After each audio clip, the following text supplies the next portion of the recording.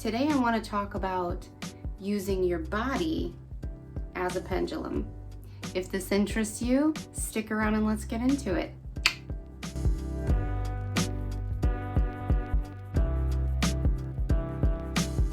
Hi and welcome to the Wholeness Shift. My name is Veronica, and if this is your first time here, welcome.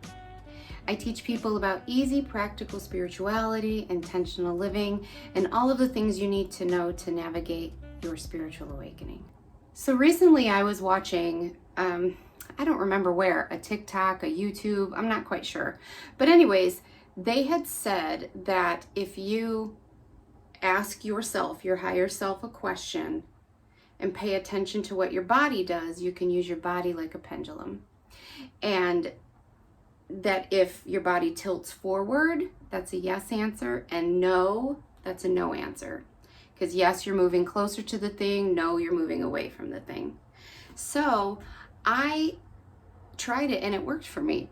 So you just make sure you're standing steady so that you don't tip over. And then you say, you ask to connect to your higher self and to your guides, and then you just ask whatever question you want to know and see what happens with your body. So I'll just take some examples. Is it in my best interest to eat a whole bunch of chocolate for lunch today?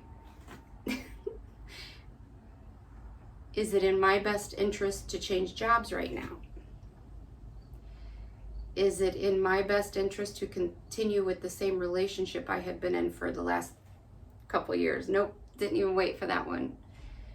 Is it in my best interest to spend some time alone before moving on to a new relationship? See, you can use that as a barometer for your decision making, and your higher self will not lead you wrong. The answers are within you, as they always are. Okay, I hope this helps. Until next time.